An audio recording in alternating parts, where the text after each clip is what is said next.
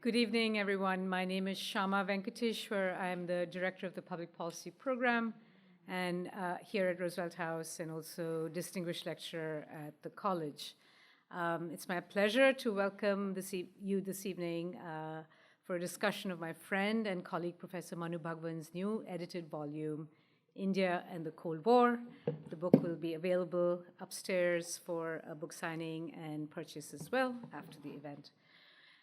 The book is an important contribution to the field of Cold War studies and a new understanding of India's foreign policy during an important historical period of US-Soviet hostilities. It provides a rich narrative on the strategic decisions that India's leadership took to develop productive foreign relations at this critical historical moment. And also it gives us an understanding of the role that India played to diffuse tensions in that very polarized global political landscape.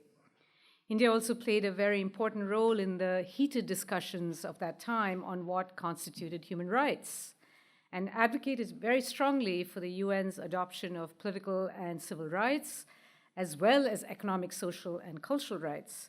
And we see this in the pluralism of the human rights framework, the 1948 Universal Declaration of Human Rights.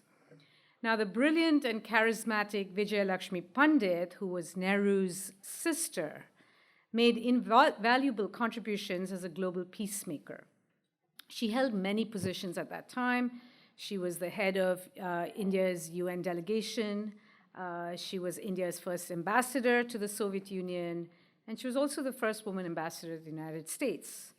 She was a formidable leader, and she was featured in Professor Bhagwan's other book, The Peacemakers. And Manu has informed me that he is writing, and this is what I think will be the definitive biography of Vijaya Lakshmi Pandit, a very important global leader of her time.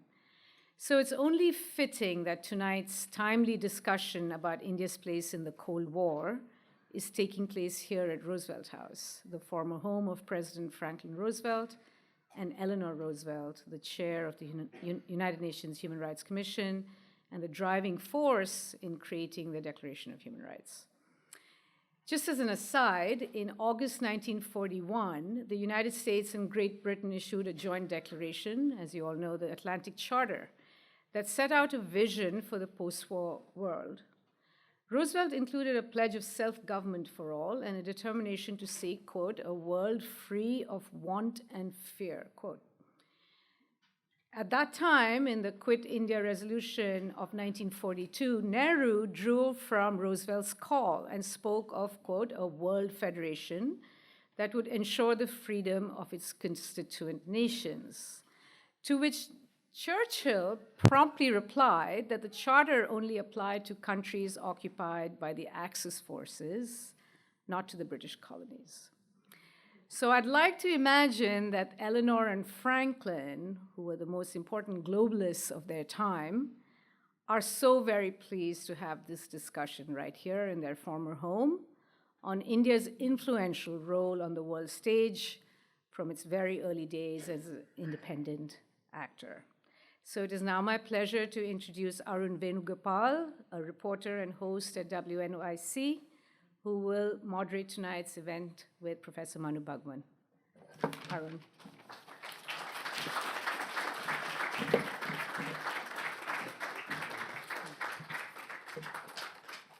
Thank you, Shama.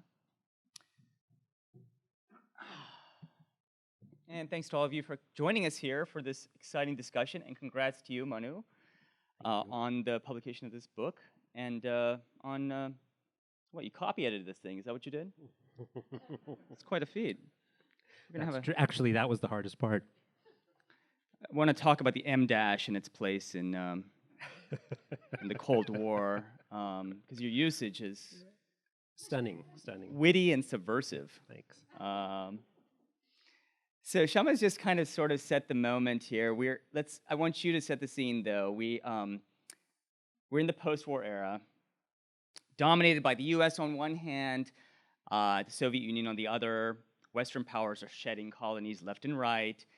One of these is India, huge, underdeveloped nation, has lots of skeptics in the international community, including a lot of people who don't really give this new nation much of a chance. Against this backdrop, in the 1940s and going to the 50s, exactly how did this new Prime Minister, Jawaharlal Nehru, become a global celebrity? Well, that's a fun question to start with. Before I answer, can I just say thank you so much to all of you for coming, and what a wonderful crowd. And also, I'd like to just single out for a moment Harold Holzer. Thank you for organizing this, and Harold arranged a surprise for me. My dad hasn't been well for a while, and Harold, along with my wife Shri, helped arrange for him to come. So I'm just kind of a little bit shell-shocked. I didn't know, and I just discovered it. So, yay, thank you, Harold.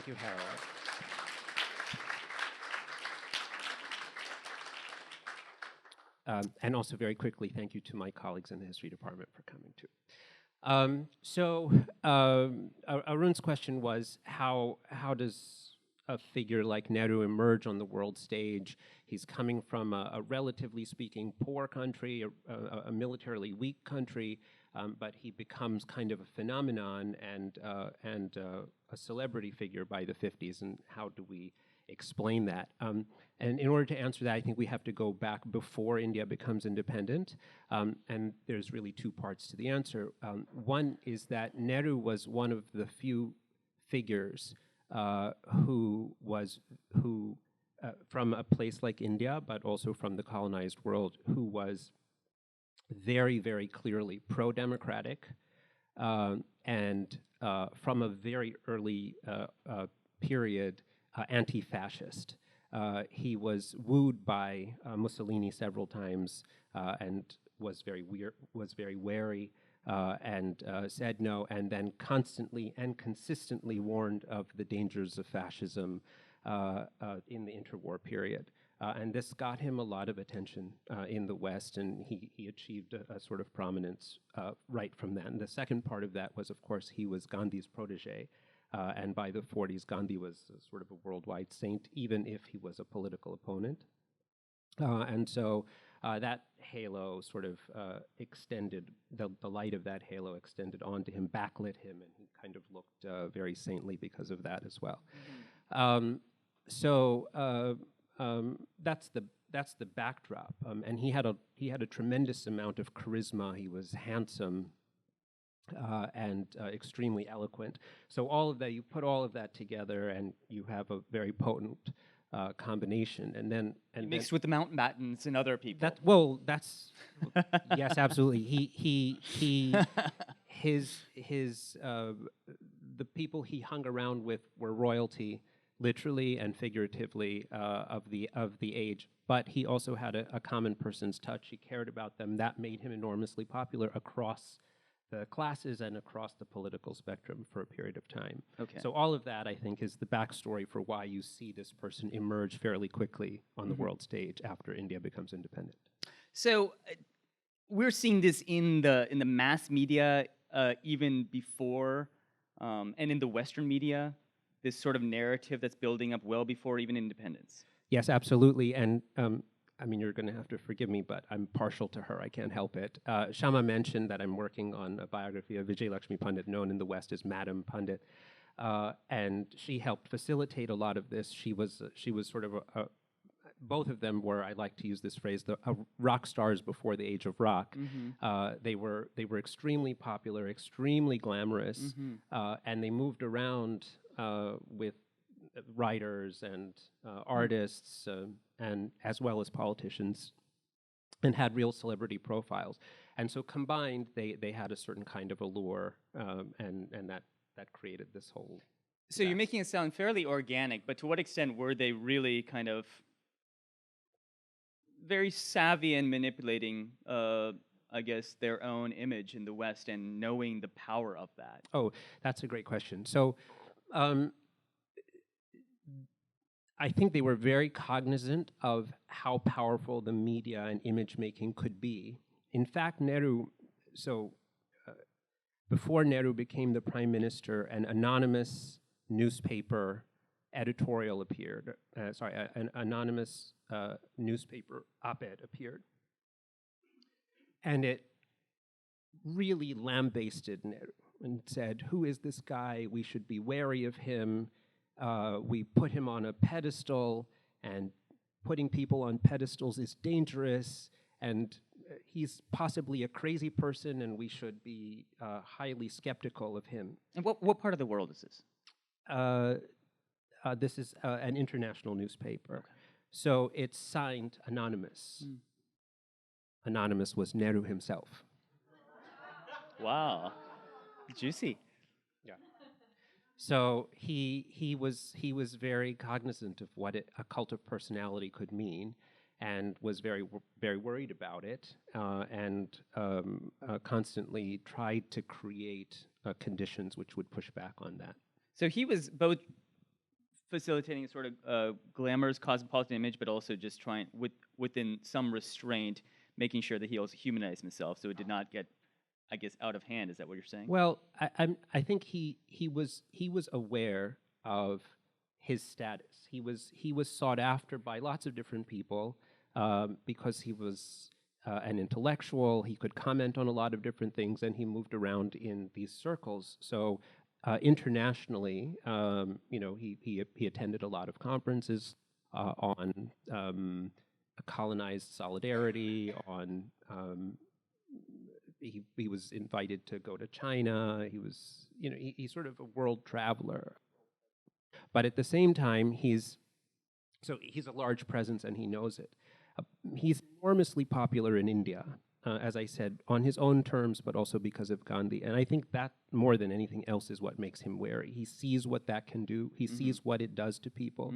And he sees what not only it does to people as people, but it in terms of what it does to them as leaders, and it turns into a disastrous situation. So he tried to make sure that he surrounded himself with people who would tell him no, and who would talk back to him, and make sure that he was contained somewhat. Having said that, that didn't always work, and he had a forceful personality, and he often got his way. All right, so in the very earliest days of the Cold War, what are the decisions he's making in terms of the choices he has as to whether or not to take sides? Okay, so the Cold War overlaps with, the emergence of the Cold War overlaps with India's independence. And the two really sort of grow together. Whether India India becomes independent in 1947, transition from 1946. So the two things are closely related.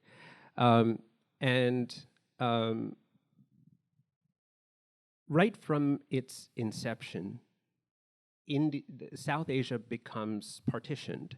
It's, in that sense, a bipolar state. That is, much as the superpowers are two entities fighting against each other, and that only see the world through this lens of thesis and antithesis, so too does South Asia only see things in that way, India versus Pakistan, and so on.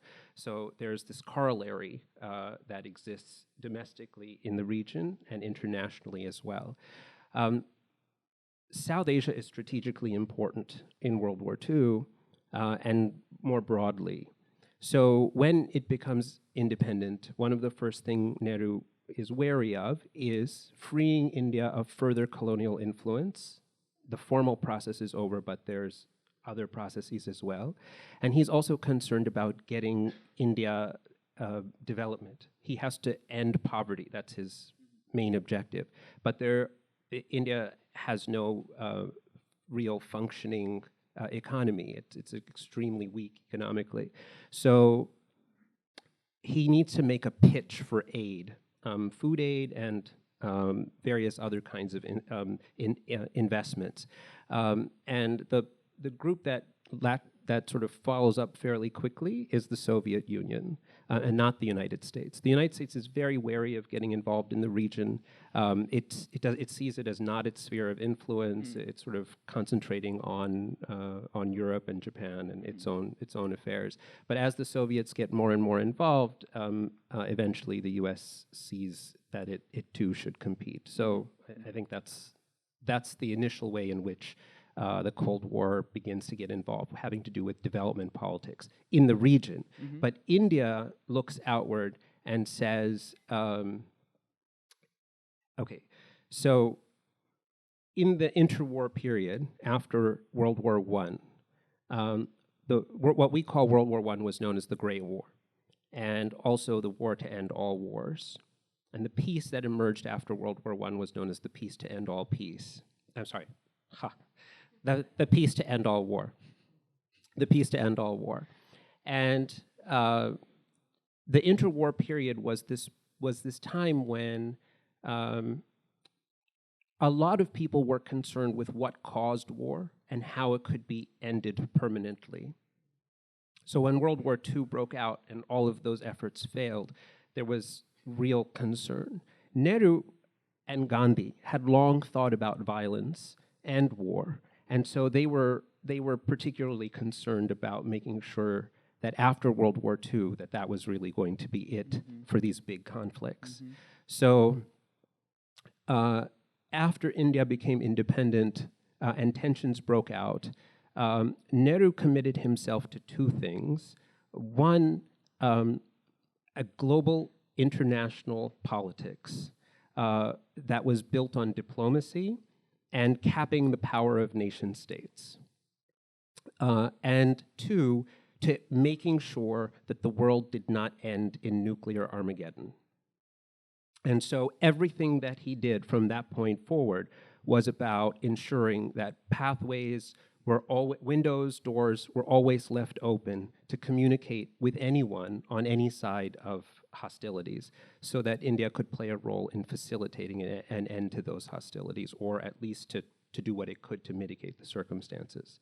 And the best example of that would be the Korean War, where right from the outset, from 1950, they tried to play a constructive role in preventing it from spiraling out of control. They were told to back off and withdraw, which they did. And then by 1953,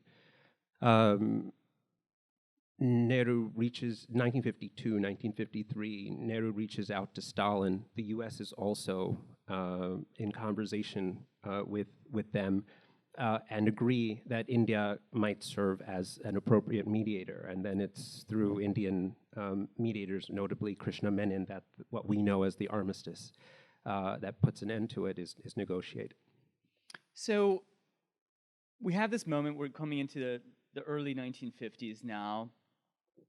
And there's a recurring point that you make in this book, that various contributors to your book make, about Nehru's, and by extension about India's idealism against this backdrop.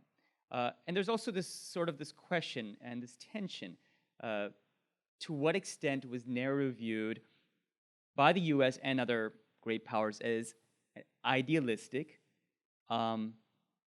versus simply naive, and someone who is incapable of taking a side in a time when one just simply had to take sides?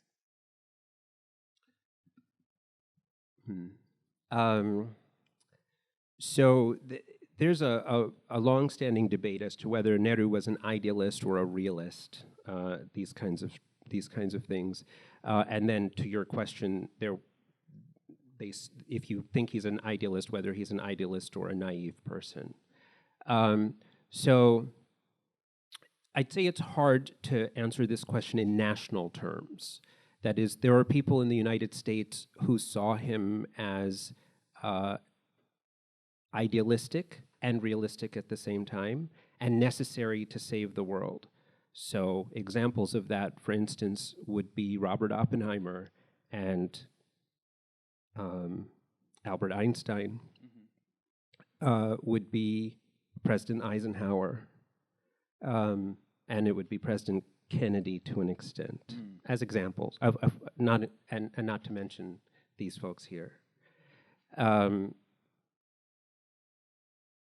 Folks who thought of them as naive would be the hardcore realists of the United States, like John Foster Dulles, and others who were skeptical of India's waffling as they saw it, and they couldn't understand why India would not embrace the United States when the United States would embrace them if they would in turn. They couldn't understand. So yes, there were people in the US who definitely saw him as naive, also as infuriating, because he wouldn't go along with what they wanted.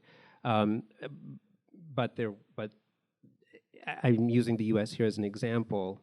There are people in each of these national spheres that saw him across in these sort of multiple ways. I'll give you one other example, which I think is also telling. Nehru faced no greater opponent in the early part of his career, probably, than Winston Churchill himself. Churchill opposed India's independence for the duration, and was opposed to a lot of the things that India was fighting for in the immediate period of its independence. That included what its hopes were for the United Nations, for example. But over time, he came to have a real fondness for both Nehrus, that is Nehru and Vijay Lakshmi Pandit, and he eventually came to conclude in the mid-50s. Of course, this is in when he's much older, but he comes to see him as an important and enlightened kind of figure, and expresses admiration for him. And of course, he's also charmed by his sister quite frequently. So, there was one quote that's buried in a footnote. I think one of the earlier chapters. It is by the Canadian diplomat Escott Reed, who said, this might have been in his book, the United States and India were now the only great powers with clean hands. Only Eisenhower and Nehru could speak for the conscience of mankind. Which, I mean, it's an extraordinary thing to say. I mean, was this sort of indicative of a larger view of Nehru at that time? Did he really have that level, that stature, even among Western powers and diplomats? With caveats, yes. Yeah, I mean, there were people who clearly admired him. There were people who admired him, however, who grew disenchanted. One example of that would be Henry Luce of Time and Life magazines. So Henry and his wife, Claire Booth Luce, who was a Republican senator, Republican member of Congress, were pro-India and pro-Indian independence, and very, very pro-Nehru initially. But right after independence, Henry Luce grew more and more wary of Nehru and eventually disenchanted because he saw Nehru as too soft on communism, which he saw as a grave threat. Yeah, so let's get to some of these kind of real-world events that are playing out dramatically, in which your contributors have really kind of explored in some depth the moments when Nehru is really being tested. Two of them, they happen back-to-back. These are back-to-back crises in the Suez and Hungary. This happens in 1956. To what extent are we learning about Nehru and his inability or ability to really respond to exactly these moments? Okay, so 1956 is a big moment of truth for Nehru. Two big things happen: the Suez Crisis and the events in Hungary when the Soviet Union invades. And Eisenhower initially reaches out to Nehru to ask for to say that they should work together to mitigate the situation in the Suez. And Nehru agrees, and so there's this initial period where Nehru is criticizing the Western powers for interfering in the affairs of Egypt, who Nasser nationalized the Suez Canal, leading to an invasion for these reasons.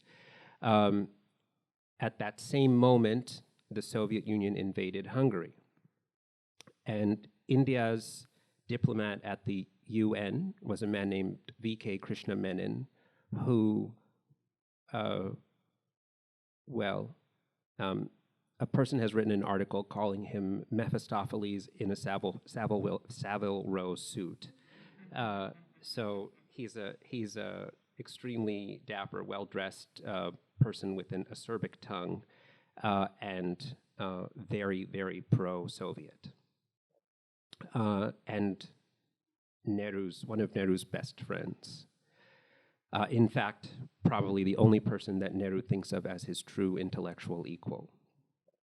So, but put Menon aside for a minute, that isn't the problem. The problem is that when the invasion occurs in Hungary, India's representative there is sick, circumstantially. And he cannot get any information to the Indian government. So Nehru is a bit, he's not sure what to do. And he doesn't want to jump the gun. He doesn't trust any other sources. And so circumstantially, he waffles. He's like, well, maybe we should wait. I'm not sure what to think. We don't really know what's going on. And Menon does not wait. He goes and gives this fiery speech denouncing the West for its actions in the Suez while defending the Soviets for acting in their own interests, and it's sort of national, these are matters of national interest and not the concern of the international community. And this almost immediately ends Nehru's sort of larger-than-life stature, I think. So in India, there's an epic tradition. There's a book called the Mahabharata, which is a lot like the Iliad.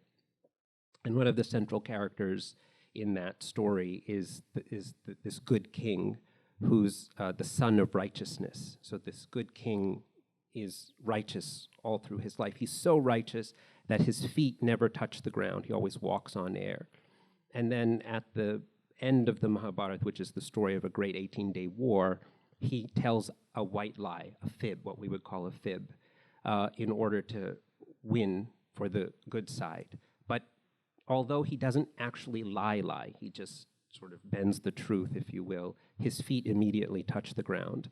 And that's my favorite metaphor for what happens here. Nehru's feet touch the ground, that he loses his illustrious, larger-than-life persona and becomes mortal, fallible. He makes mistakes, and so on. Now, inside, secretly, Indian diplomats are immediately aware that this is a huge problem. Menon has said something wrong, and that they need to equate what happened in Hungary with the Suez, and they tell him in private communiques, we need to fix this. And Nehru almost immediately comes out and says, oh, wait, no, these two things are the same, and that's in Swapna's... What I meant to say.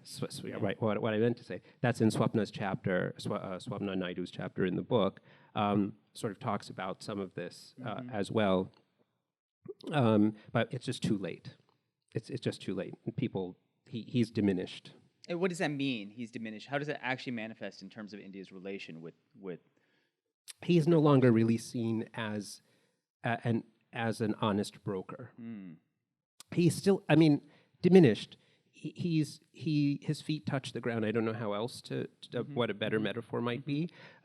He doesn't go away. People don't stop totally trusting him, but he's seen as someone who actually can and does make mistakes and maybe might be bending the truth, and that is very damaging to him. Even though, it's not just the Western powers who are now, I guess, questioning or uncertain of Nehru's role and India's larger role in this moment of the Cold War. You quote an article or one of your contributors rather, in the Indian press in Anand Bazar Patrika, which noted, quote, the foolhardiness of the policy of non-alignment. So was there significant pushback to this to the stance that the country was taking at this time? So India's foreign policy is famously defined by this thing called non-alignment. Most people who think about Indian foreign policy in the Cold War period understand the country to have been non-aligned, but mostly non-alignment is misunderstood. When people think of non-alignment, they think of neutrality. India was somehow neutral, or in fact, it was derisively known as neutrality. Which basically meant not only were they supposedly neutral, but also that they would also kind of shamelessly ask the US or ask the Soviets for what they wanted, when they wanted, and at the same time not give them anything in return.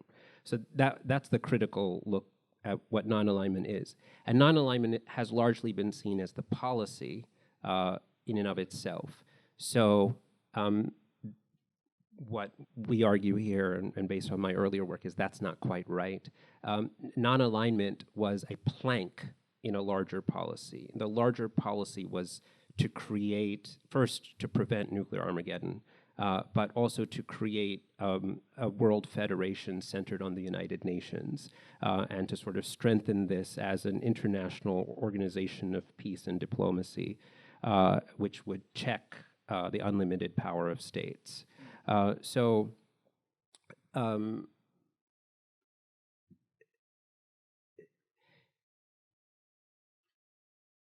As it played out, non-alignment was supposed to be a Gandhian proactive means of reaching across lines of hostility in the case of the Cold War with the US and the Soviet Union, constantly maintaining channels, talking to both sides, maintaining friendship, in order to prevent conflicts and war. And it also meant, obviously, creating certain kinds of deals where necessary, without formal alliances, without saying, I'm now on the US side or I'm now on the Soviet side. And the result of that is the kind of critiques that I laid out, that people said, well, wait a minute, you seem to be getting everything, what exactly are you giving? From India's perspective, what they were giving is maintaining these open channels to prevent the conflict from getting worse. And the Korean War example illustrates how that actually functioned effectively for a small period of time, at least. I want to make sure before we get into audience questions that we discuss a couple other areas which I find fascinating in this book, which are the exploration of how the culture was manifesting this position that India was taking during the Cold War, the extent to which it was actually interrogating this sort of state of being or not. And having grown up in the U.S. largely, as I guess you did, we know how the Cold War manifested here. If you're a kid, it was just, you were just completely immersed in popular culture that was just all about the Cold War. Whether it was you're exposed to it in school, through science, through sports, the Olympics in 1980, 84, all these kinds of things. Pretty much every Sylvester Stallone movie, there's so many ways. All the Vietnam War films, they're all championing this certain perspective, which for the most part, I couldn't even imagine, if you were to ask me, how was all this reflected in Indian popular culture? And yet one of your contributors rather, explores one film, which I found really interesting, in which there is this sense of idealism. And it stars Rajendra Kumar, correct? Mm-hmm. It's from the 1960s, 67, is it? Tell me about this film and what seems to be a certain sort of very non-Bollywood quality to this, that it was expressing something very important at the time. Right. So there are two chapters on culture in the book. One is about this Urdu poet Faiz Ahmad Faiz, and some of the poetry he wrote. He was from pre-partition the pre-partition subcontinent, became a citizen of Pakistan, but always transcended those things and sort of tried to conceptualize himself as a person of the world. The other chapter, as you mentioned, is on this Bollywood film called Aman, to use the term Bollywood anachronistically, I think. Aman is a film which features a rather legendary figure, Bertrand Russell, who makes an appearance in the film. And Aman, the word Aman means peace. And so the film follows the story of this young man who meets Bertrand Russell in the film. They have a conversation and becomes wary of the dangers of nuclear power and weapons, and becomes his aim to rid the world of these things. And it sort of follows him through this aim to make the world safe for humanity. And in the end, he dies of nuclear poisoning. I mean, sorry, what a downer. Thanks, Manu. Yeah, sorry. So it's a very, I mean, it's a tragic kind of film. The hero of the film essentially is a stand-in for Nehru. And the whole point of the chapter is to sort of walk the reader through how the imagery of the film, as well as the story, closely tracks to what Nehru and India's strategic objectives were, and how they had sort of prosecuted this case rather successfully for a period of time, only to end ultimately in a type of failure. And the last scenes of the film are this very elaborate funeral for the hero of the film, and that staging completely mimics the actual funeral for Nehru. So it's very conscious. Yeah. Okay. Yeah. Well, so do you have any sense of how this film was received? Because on paper, it feels like a film, a theme that's very bold, but it's very hard to understand how it would be like a commercially viable idea that is expressed through popular culture. That's a great question. You know, I don't know the answer in terms of how commercially successful it was, although we have an expert here, Teja Gandhi from NYU. Do you want to shout out Teja Gandhi? Yeah. Don't know. We'll get back to you on that. Box office returns and all that. But I do know that we have to be careful about ideas of commercial success. Obviously, there were commercially successful films in the 50s and the 60s, but very different from later notions of a blockbuster film. True. So they did well, but I don't know the details. So, but it was at least considered significant. So yes, I totally agree. We don't have to reduce it simply to box office. But as a statement, as a moment of cultural impact, you thought it was actually, it's understood to be a significant sort of contribution to the larger conversation, or was it intersecting with larger conversations about India and this laudable goal of world peace and all those things? I think the way to think of Aman is not so much that it's contributing to this, but that it reflects the wider sentiment. I mean, there really was, especially in India, sort of a national mourning for the loss of this person, and worldwide too. It not at the same level as there was for Gandhi's loss, for example, but still there was a sense of the passing of a great figure, someone who really strode the stage of the world. And this is also where we're seeing passing the torch to his daughter and a whole new era in Indian history, of course, but also in terms of India's relationship to the Western powers, isn't it? Yes.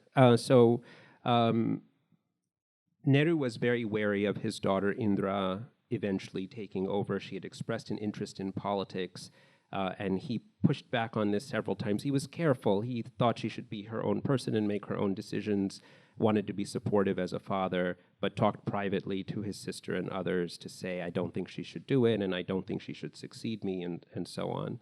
But nonetheless, she did. That's a complicated story for how that happens, which I won't get into, but eventually she becomes prime minister, it's true. And when she does, she sees her role to secure the legacy of her father, even as she sets about to and does destroy it. When we get into the 1970s, the emergency and other moments under her rule primarily, in the book you express that essentially India's role greatly diminished in terms of its ability to play a meaningful role, that is, in the Cold War until the end of the Cold War, which is quite striking to me. What happened? So through the 1960s, well, a couple of things happen. One is there's the Sino-Indian War while Nehru is still alive. This is shocking to him. He's taken by surprise when China invades.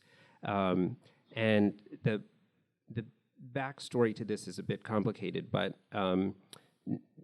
China and India had been fighting over borders through the 1950s. And these were sort of minor disagreements. Nehru was convinced that the two of them were the future and that they would get along. The border dispute was something he thought could easily be solved just by mediation.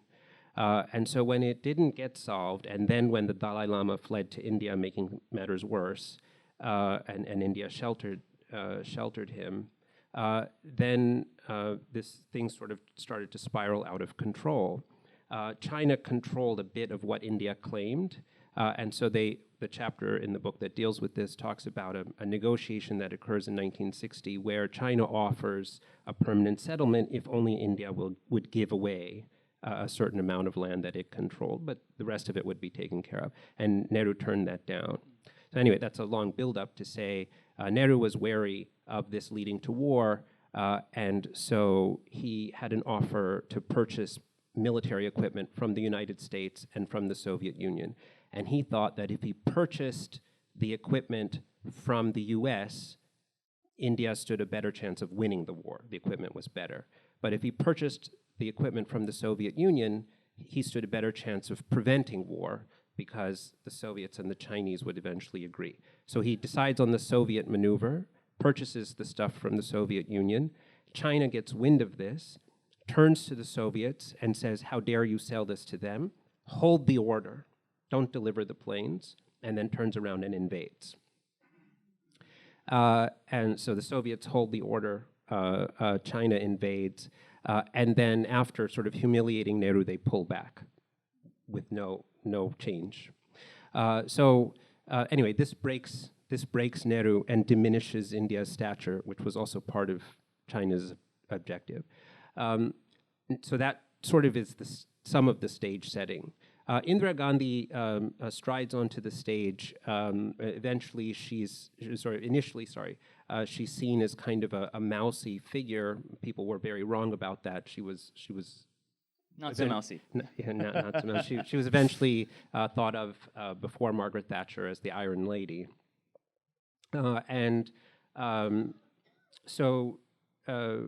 Essentially, India's neighbor to its west and east was Pakistan on both sides.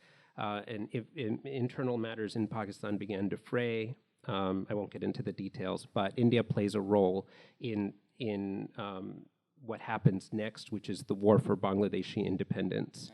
And she deals with the international community and wins them to India's side.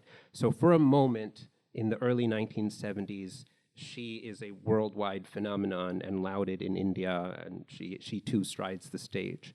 But her whole view is that her father's mistake was to be weak. And she vowed that she would never allow that to happen to India, and she would never let enemies get a hold of her. So one problem was she happened to also be paranoid. But to make matters worse, there were real conspiracies. What a terrible combination. And so the CIA and the KGB were active in the subcontinent, and a lot of this was done through cultural organizations and aid organizations, and she grew increasingly more and more wary. But the big transition occurs with this Bangladeshi war. The American representative in Dhaka, a man named Archer Blood, starts to send some information back, warning of a genocide that's going to take place in Bangladesh. But Nixon is unwilling to break apart his relationship with Pakistan over this, and so they don't do anything. This all unfolds. So from Indira Gandhi's perspective, she sees this as a betrayal by the United States, and then really does tilt towards the Soviet Union thereafter. There's a book that's come out called the Mitroshkin Archive, and it has multiple parts to it. And one of them deals with the Soviets' relationship with Asia, and in parts of it with India. And in that, they make some sensational claims that include things like Indira Gandhi was a Soviet asset. I think we have to be careful with how the terms are used, but to the extent that the Soviets saw her as someone who would further their interests, I think that's probably true. Was she an agent of the Soviet Union? Almost assuredly not. But she was someone who certainly after this period leaned to the Soviet Union. So what happens is that with these kinds of geopolitics at play, she starts making tougher and tougher choices and leans more fully towards the Soviet Union, annoying and pushing off the US and taking a very different role. And then, because of these conspiracies and her paranoia, long story condensed to 2 sentences, she declares an emergency in 1975 having to do with people trying to challenge her democratic election, but also these broader kinds of issues, which she saw as necessary to defend the state of India and India's democracy. So she suspended democracy to defend it in 1975 and abrogated the Constitution. This was extremely damaging to her and to India's reputation as a democratic country. It was her own aunt, that's Vijay Lakshmi Pandit again, clearly my hero, who challenged her, fought her, and pushed back against the emergency, along with some other prominent dissidents, and forced her to recant in 1977. She called for elections. The emergency ended rather stunningly, and I believe very unusually, that is to say, in an instance in which democracy was suspended. I'm hard-pressed, although my colleagues can certainly correct me, I'm hard-pressed to think of another instance where the end to an emergency situation was a peaceful go back to elections, an actual election. That is, the emergency was rescinded and they went back to elections. So she called for an election and lost in a landslide and handed over power and left. So the short of it, though, is that she believed that muscular foreign policy and domestic authority was necessary. The emergency was connected to the way she saw the world, that an iron fist was sometimes necessary. It could wear a velvet glove, but it was necessary. And so this was very convoluted. If I'm describing it to you in a convoluted way, in part that's because that's what it was. It was a mix of all of these things. It lacked the moral clarity of her father. It tried to have it both ways, to be about national security and strength while posturing. So essentially, India's position diminished very rapidly because it still did the same things on the international stage that they did under Nehru, which is to get up on soapboxes and tell people how they could do things better, while absolutely not doing any of those things at home. And that, people obviously, that leads to charges of hypocrisy, and in this case, they stuck. Any questions from the audience? Wait for it, wait for it. one, maybe gentleman and right here. Yeah, I don't need him. Please do. We would appreciate it. Thank you. Okay, my name is Rao Rampila. I'm formerly from the Indian School of International Studies. We have a third world approach to both international affairs and international law. Currently, I'm an actor, so. But my understanding, I haven't read the book, so I cannot really criticize. I'm just reflecting from what I hear. My first reflection is, as I understand, it's not about I don't think it's about the Cold War for India. India has nothing to do with the Cold War, so far as I'm concerned. That's your question? I'm not sure if I Yeah, follow. see, I really don't have a question, but I have a statement. Why don't you ask a question, because that's what we're trying to get out of this. No, it's not really a presentation. I think the policy from the India comes from Bandung Treaty, which is an all-aligned treatment. Non-aligned countries, Nasser, Tito, and Nehru. Putting Nehru in a Cold War without the perspective of non-aligned movement, which is now at the United Nations, 149 countries, and which India had in many a time, it's kind of gets me confused. Okay, thank you, sir. So I'm happy to talk to you after. What I'd say in response to your general issue is that Bandung, of course, is talked about as are Tito, Nasser, and the rest of them in the book. The non-aligned movement is important. And is in the context of the Cold War. You can't detach the non-aligned movement from the Cold War. And the whole premise of the book is indeed specifically to counter the idea that India had nothing to do with the Cold War, which is the traditional take. And in fact, it sort of played a very important role, both in the imagination of the United States and the Soviet Union, and in terms of as an active peacekeeper or peacemaker, depending on the circumstance. My question would be... I'm sorry, we're going to take the next question. Thank you. Gentleman right there. Hi, my name is Raju. Actually, sort of a follow-up on this question, maybe if I could rephrase it. I think the question is not that the India didn't have something to do with the Cold War, but rather is the presentation of India and Nehru's role distorted by basically a Eurocentric understanding of what the Cold War was. For example, being a Democrat and being an anti-fascist may be important in Europe, but surely his anti-imperialism was the most important quality of Nehru in Vietnam or in Africa. So my question is India and Nehru's role, is it better examined in the context of the metaphor of a color curtain rather than iron curtain? Great, thank you. The answer to your question is also yes. Look, these are extremely complex times, and Nehru or India or any of these places or people are playing multiple roles and in multiple ways.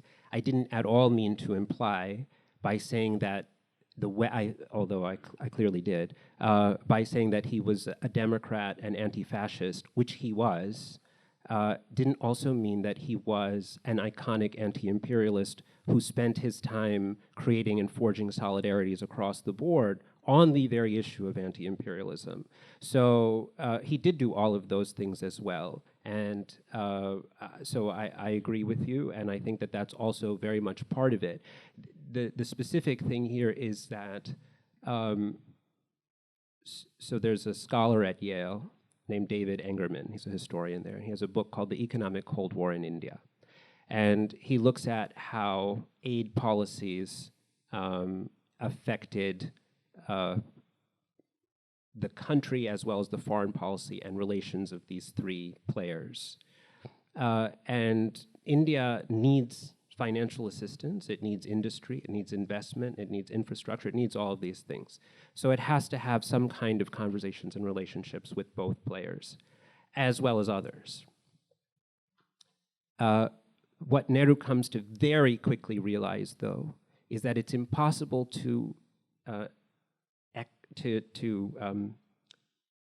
excerpt the language of development, the language of aid, from the language of imperialism, and that these things continue to reverberate, that to get aid, to get assistance, to enter into any kind of financial relationship, economic relationship with any of these superpowers or their affiliates, wound up putting a country like India, despite its size, into a sort of subordinate relationship with which risked its autonomy and furthered a neo-imperial relationship.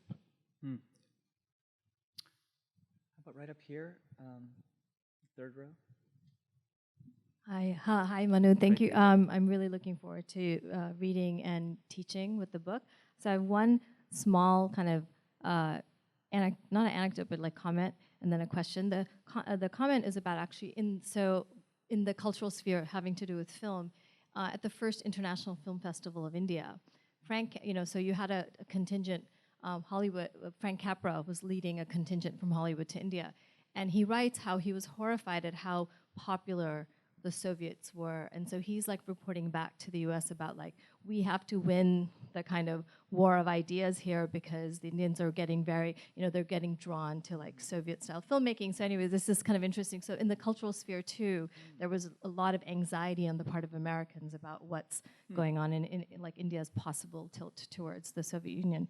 My question is, as a historian, even though you're writing about a certain moment, you're always thinking about the present, right? And I was thinking, in our contemporary time, given like what's happening in India and how the legacy of Nehru and also that period has really come under a lot of criticism, scrutiny, attack, trying to like change, how we think about the past. Like, how do you how are you thinking? I mean, how is this book kind of trying to like deal with that? I guess for lack of a better way of putting it, like how's this particular period, thinking about this period, like the position, how's it being positioned to think about what's happening today? Okay, thank you.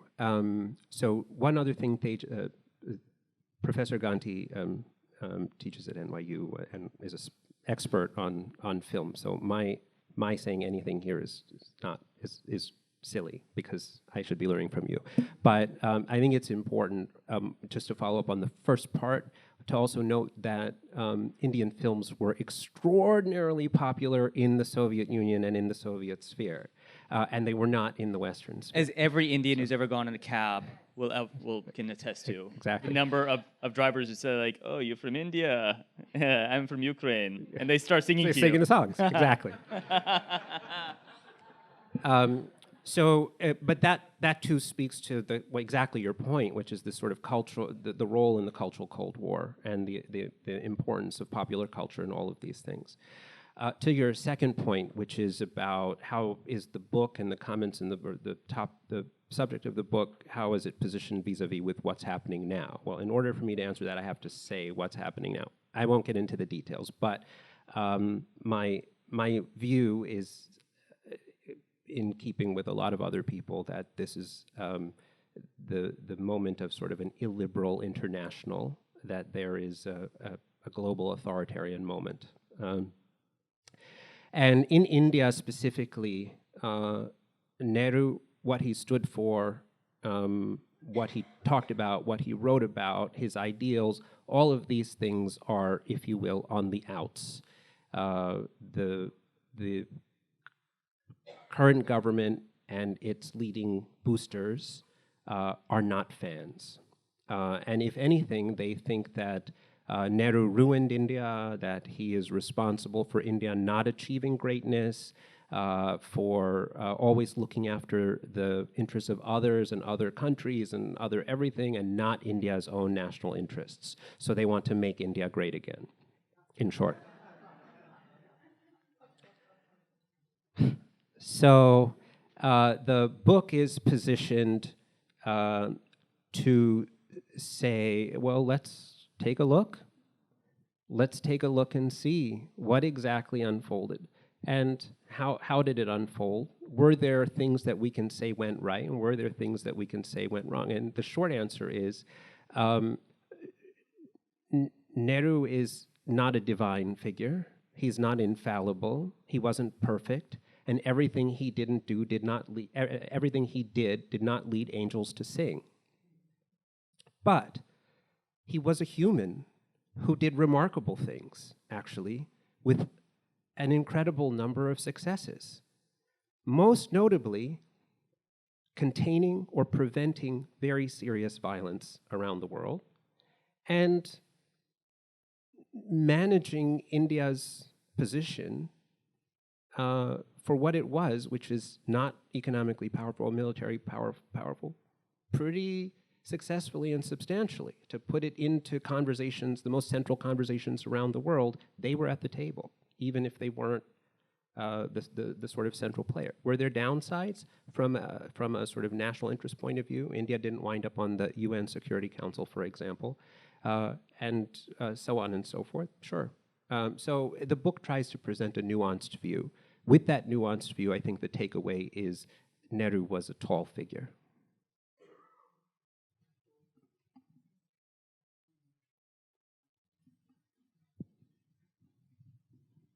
Thank you both for a wonderful discussion. You talked about, I remember the non-aligned period there, and how President Eisenhower appeared very confused by that. To what degree did Nehru play the United States against Russia and Russia against the United States to get the various things he needed from either of those countries or both of them? Yeah, thank you. That is an excellent question. And the best part of your question is that it takes India out of the position of sort of saintly idealism. Everything it does is for the good of humanity, and into the realm of, well, maybe they did act out of their own national interests, even if they have these other objectives at play also. So that, with that in mind, the short answer is, of course, they played the US and the Soviets off of one another, and rather successfully. Especially when it came to aid. That is in this book. There's 2 chapters on development, but also I just refer you to David Engerman's book again, which does talk in pretty extensive detail about that. Yes.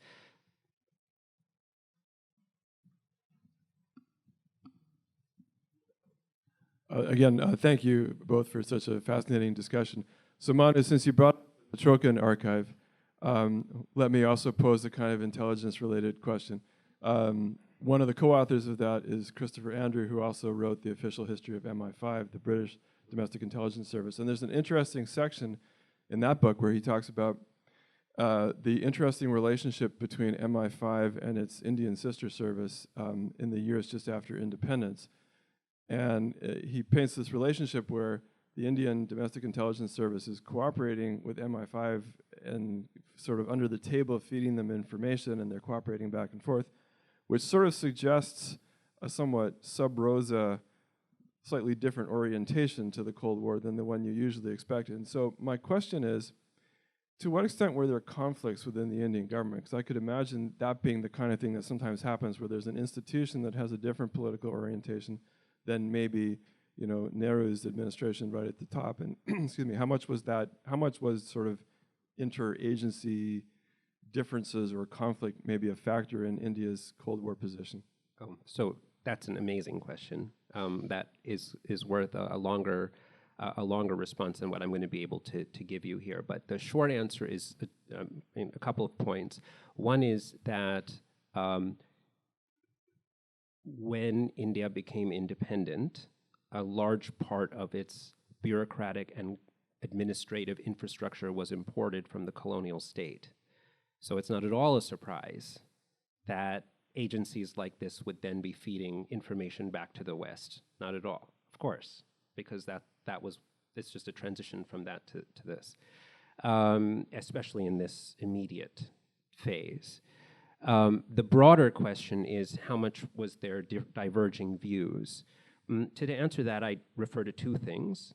One, from 1946, that's before independence, to 1950, there was a constituent assembly which designed India's constitution.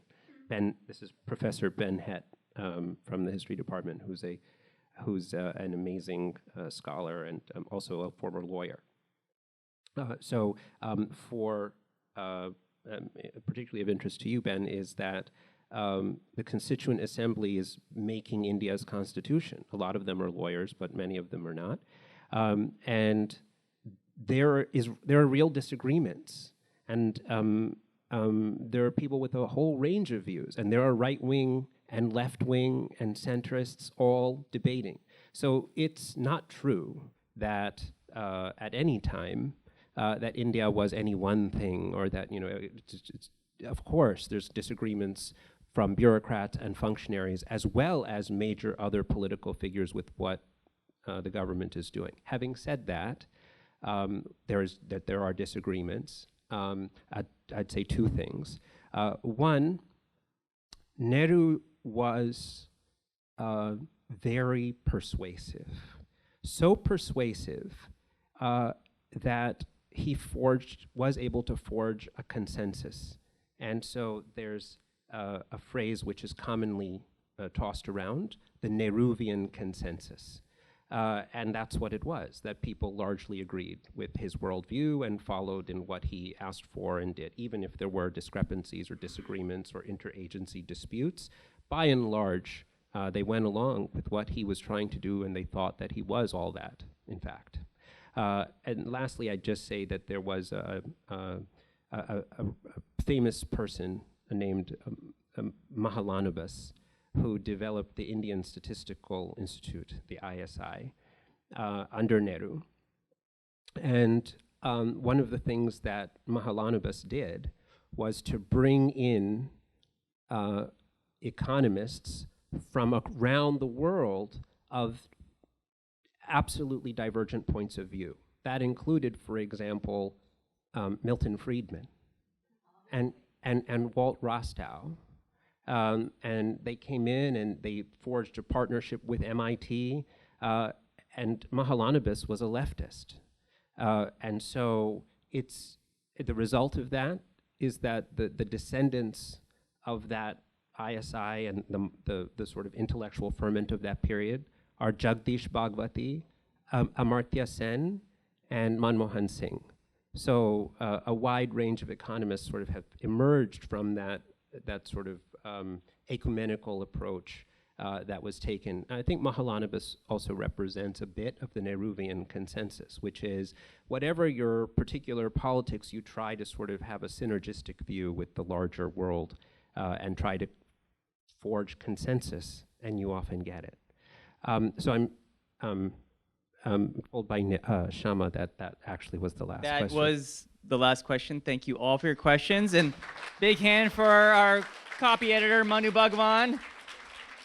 Thank you, my friend Arun Venugopal, for doing Everyone buy it. I'm told it's required reading. Would that be appropriate to say? Required reading for all New Yorkers? Yes, absolutely. Yes, it is available. Okay, join us upstairs somewhere for something. Oh, there's a reception upstairs. Please join us.